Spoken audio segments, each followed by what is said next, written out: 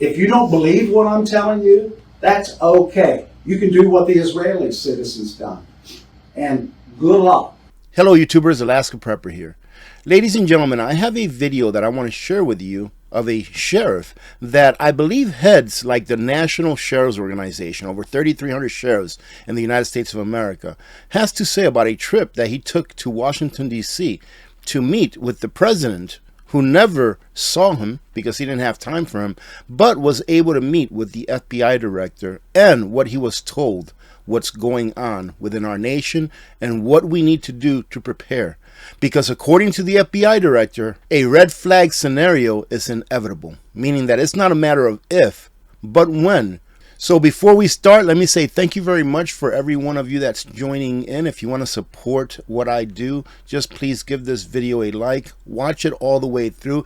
It's about a 20-minute video or so, so grab your coffee. And I hope that you get something out of this. We do have a live stream this afternoon at about 4 p.m. Alaska time, 8 p.m. Eastern time, and I hope to see you all there. My name is Rick Jones. I'm the Butler County Sheriff, Butler County, Ohio. There's 3,300 sheriffs in the United States. The President of the United States refuses to meet with the sheriffs. He also refuses to meet with the police chiefs of the United States. They have a hierarchy also. He refuses to meet with them to talk about border issues or to talk about crime that's going on because of the border issue. We were also told by Mr. Ray, the FBI director, that there are more red flags going off now than before 9/11. Okay? When I say red flags, meaning people that are here in this country that are wanting to do harm to us. There's thousands of people here from other countries, 160 different countries.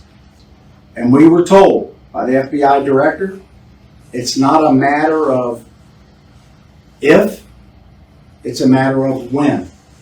We were also told 5 sheriffs went to Israel 5 weeks after the attack. The only thing that saved the Israelis, the government, was the local police. They were outgunned, outmanned. Even in Israel, you can't just call the military up and they're going to be there, okay? The Israeli police, when our guys got there, the sheriffs, said they just don't hate us. They hate you guys equally.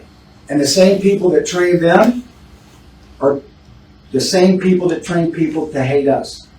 The FBI director said when 9/11 hit, there's more red flags now than then. So, and he said, these are people that want to kill us and do harm to us. Now, so you're wondering, I want everybody to know what I know. The United States, we're on the defense. You can't be just defense and not have an offense. We have no offense. We're just defense. We're absorbing these attacks. We're in other countries. We're supplying them with weapons. We're supplying them with our treasure, our money, and we're not doing much back home. Ladies and gentlemen, let me ask you this question. Why do you think this sheriff here says that he was told by the FBI director that we, as in the United States of America, are on the defense because we have been, instead of fortifying our own fortress, we have been destroying it, tearing it apart, i.e. the southern wall, the southern border wall, and instead sending our riches and sending our talent to other countries in order so that they can fortify their borders? Why do you think that is being done? Because besides this sheriff right here, we have organizations that he consulted with in the upper echelons of the United States government that know a lot more than what he's telling us, that know a lot more than what they've told him, and are telling him that we are pretty much defenseless, that we are barely hanging on. Why is our government doing this? Why are they intentionally giving away our treasures, our skills, and forsaking our own nation? Years ago, I told you that the plan of the globalists was to take the United States of America, and to turn it into a third world country. And do you not see that happening before your eyes? And that the only way that we can overcome this in the long run, because there's going to be a lot of suffering in between, is to be as best prepared as we can possibly be. So, with that in mind, we were also told that this is from the federal government 3 days ago, they're going to attack our, which they've always done that, just not the national. They're going to go into the locals. They encouraged us to talk to our local officials and be prepared as much as they can for cyber attacks. Even locally, you have to be prepared. We've been told that, again, they're coming here to do harm to us, and even in Ohio or in the United States, we're not going to be able to call and ask for help from the federal government. They're going to be busy. The military's not coming, the National Guard. When 9/11 hit, it was all the police and the fire. And they were in total organized chaos. The military had the skies. And I don't want, somebody asked me, am I like Doomsday Jones? And I said, no, I'm not like Chicken Little. I want you to know what I know. And if you don't believe what I'm telling you, that's okay. You can do what the Israeli citizens done. You can build a little safe house in your basement. And good luck. You're going to think, well, we've never been attacked. We have. The Russians attacked our system, our electronic system, our computer system. They hacked it. They also are trying to hack, just not ours. And we were down for 2 months. Just a paper. Hacked our dispatching, hacked everything. Now, was that to help us? No, it wasn't to help us. It was to hurt us and cause chaos. As we speak today, the Russians are still attacking our computer system, just like they're attacking most of yours, but I want the public to know this. The Chinese tried to attack our cyber system here in Butler County, which includes everything that we have, dispatching for police and fire, 5 times a day. I want to repeat that. 5 times a day. The Iranians are attacking our computer system and trying to hack it 3 times a day. I want to repeat that. 3 times a day. Now, are they doing that to help us and be our friends? No, they're not. They're trying to disrupt everything that we do. And this next election coming up, they're trying to do the same. Now, ladies and gentlemen, when he mentions that they're attacking cyber-wise their stations 3 times a day, 5 times a day, from this country or that country, now realize that this is to only one sheriff's station. There's 3,300 and then a whole lot more police stations. So just imagine the army of cyber warriors, I guess you can call them, that hack into all of these stations to create havoc.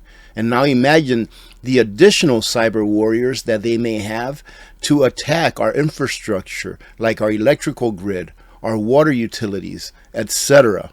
This is why you need to stay prepared at all times. So what we're doing here is we've got rifles in every police vehicle we have. We have what we call a go bag. We have extra magazines. And we're going to start training civilians. We've offered classes to train civilians. And we're going to start training civilians on what to do when disasters hit and emergencies hit. Naturally, we can't train the whole country. We can't train the whole county. We put this up online yesterday. It's full. We can do like 30 people at a time. And if there's no availability of a professional organization being able to train you where you live, go ahead and get some online training. I believe that it's Patriot Nurse that actually does online training. She provides that service. You don't even have to do that. Get on YouTube, take a look at a few training videos, go out to the range, or even if you can't afford to spend the ammunition at the range, go ahead and do some dry fire exercises. Ladies and gentlemen, there's always something that you can do to get better. If you don't believe in firearms, okay, because there are some people that don't, and it is your right not to believe in using firearms for self-defense. Learn how to do something else that will benefit not only your family, but your immediate community. Something that you can do to help in the chance that there is some kind of an FF event in the area in which you live. Maybe learn how to apply a tourniquet, learn some first aid, learn how to cook. from scratch. That way you can support those that are actually fighting the fight, etc. The Chinese are flying over with their little balloons. That's not to help us and help us do some weather direction. And all we're doing is we're on the defense. We're absorbing this. I believe that most people who go along living their regular lives with rose-colored glasses on, they don't understand how much we are being attacked, just like this sheriff here says, and how close we are literally to our society falling apart because of the attacks that we receive on a daily basis that are thwarted, thank goodness. But that one time that one of these attacks gets through and shuts everything down, those people that think that everything's okay just because they can go to their local corner store and buy a bag of chips and a six-pack of beer, they're going to find out in a quick hurry that the system is a lot more fragile than what they think. So ladies and gentlemen, I'm going to continue to say this because it's very important. Don't listen to me. Listen to a person that does this for a living and has been for years, who is the head of a 3,300 sheriff member organization. He's telling you, you need to get prepared. You need to get trained up, because it's not a matter of if, it's a matter of when. I've been to the border 3 times.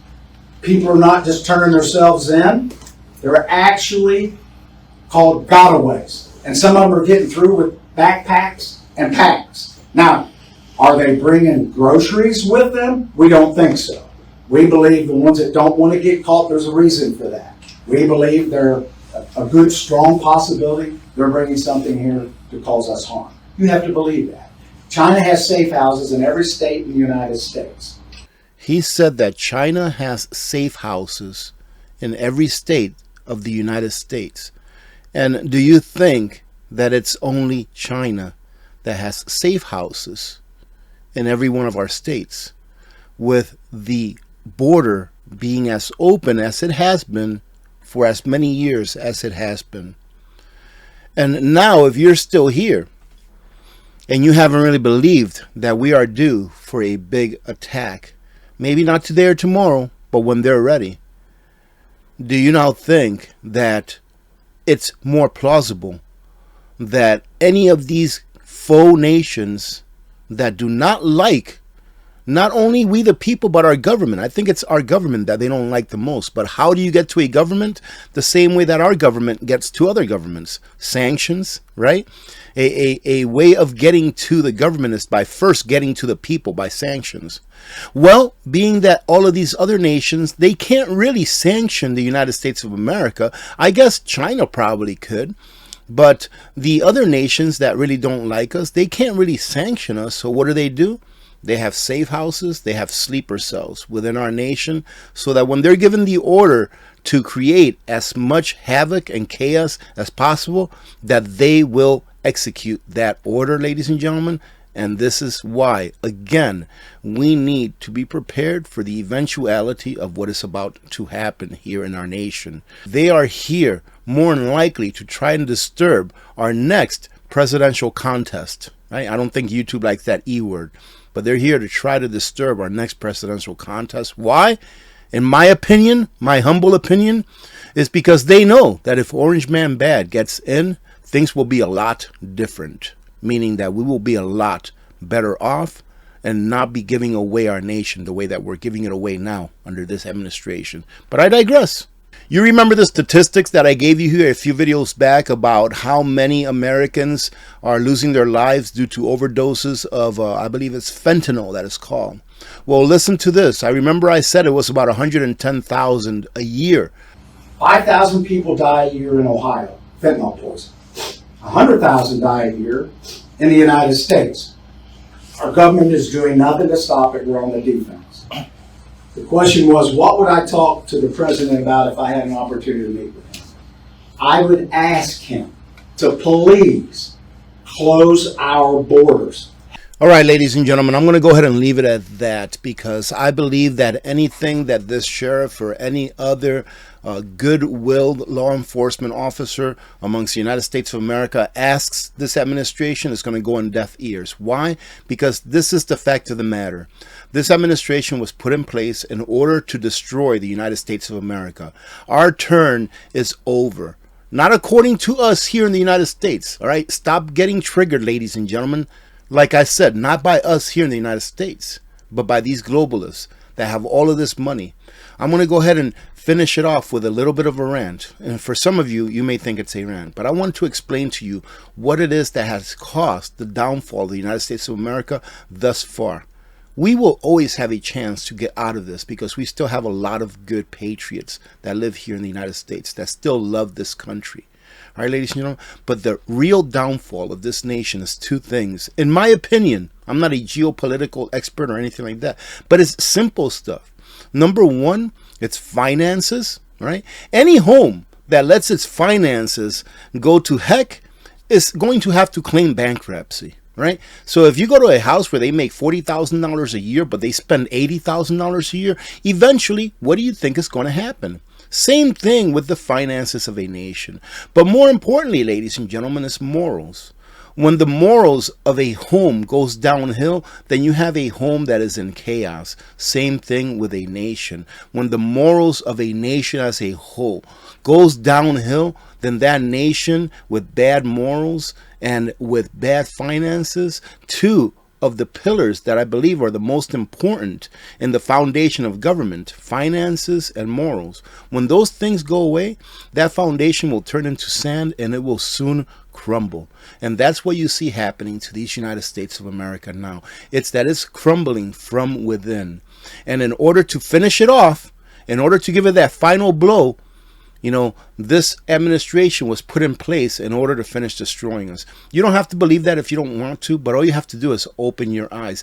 There are some people that actually think that things are going really well for this nation, and I just don't understand where they get their news. Well, you know what? I'm wrong. You know, when I think about it, I probably know where they get their news. It's definitely not from anyone who's serious and who really loves this nation. It's from those same people that are using propaganda in order to help to destroy this nation. With that, I didn't play the entire video, but I did leave the link for it on a pinned comment so that you can go and revisit it. Have a great day. Remember that this afternoon we do have a live stream at 4 p.m. Maybe we can talk about this a little bit more then. God bless every one of you. God bless America. I'm Alaska Prepper. I'm out.